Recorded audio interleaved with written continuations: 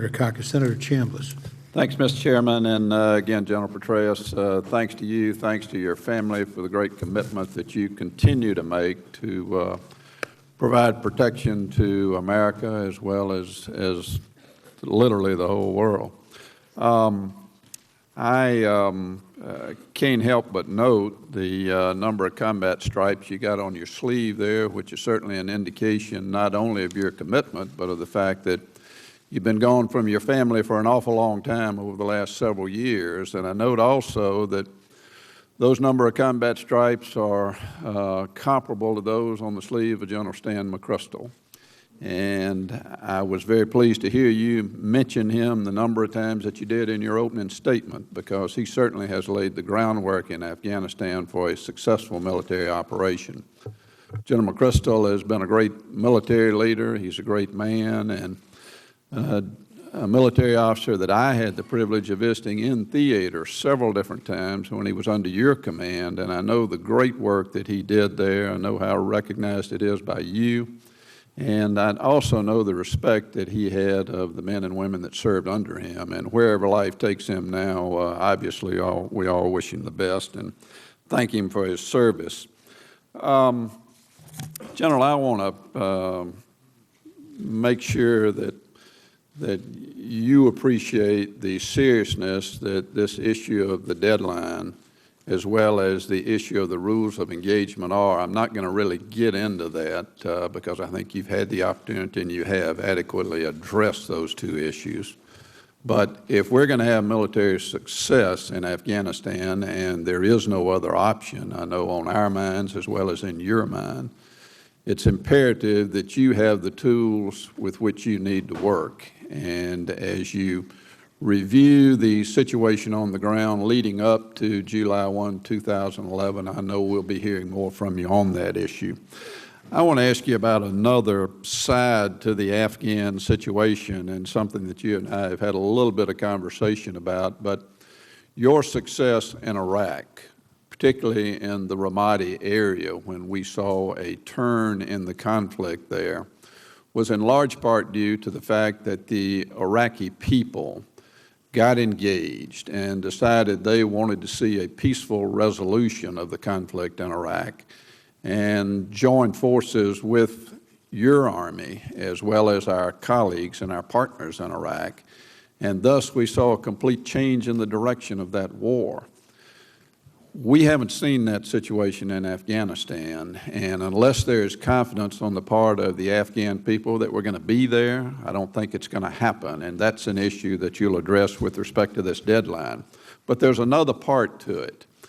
In Iraq, there was an economy which could be built upon. It was founded on oil. It has been rebuilt on oil, and it appears to be moving in the right direction. The Iraqi people have a good feeling about it.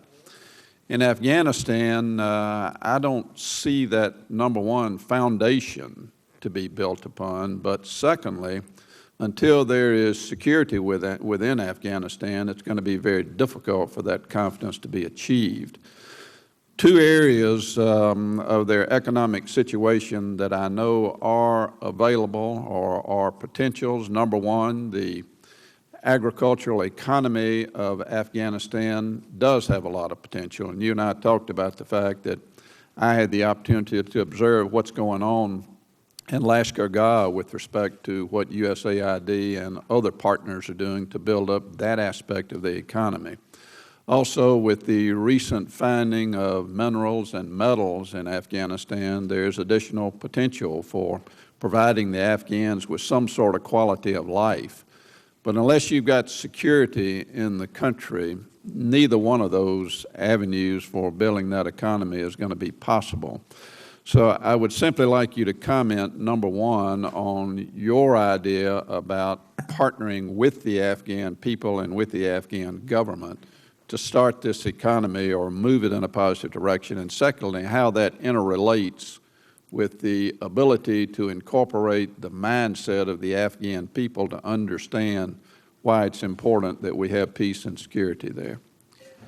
Well, first of all, I think there is a good partnership between the military side of the campaign and again, the embassy, AID Director Shaw, and also proper emphasis, enormous emphasis that Ambassador Holbrooke has put on the agriculture effort along with Secretary Tom Vilsack.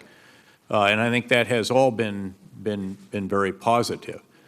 Clearly what we have to do is expand the security bubble in key areas when it comes to agriculture, provide alternative crops to those who are growing the poppy, and so forth, to make that more viable. And there are a lot of initiatives, everything from rebuilding the canal structures or cleaning or what have you, refurbishing the canal structures that AID, by the way, put into Afghanistan decades ago.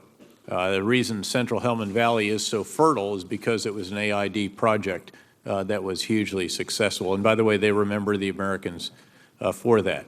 All of that founded on security, to be sure. Now, beyond that, I think it is worth recalling, because there were some news stories on it recently, that Afghanistan is not without natural blessings in a whole host of ways, including extraordinary mineral resources. It has extensive, some of the largest resources of all when it comes to lithium, iron ore. It has coal, it's got tin, it has lumber, it has precious gems and so forth. But of course, this all has to be, you have to extract it, you have to have extractive industries, you have to have the lines of communication, and again, you have to have security. You also have to have the governance structures in which that can function. And there has to be a legal framework that provides sufficient incentives. But it's my hope, in fact, in all seriousness, that we could see some of what are called venture capitalists enter Afghanistan, who can help the Afghan government and people capitalize on, take advantage of these extraordinary mineral blessings that they have. Well, thanks very much, General, and again, thanks for your commitment. Thank you, sir.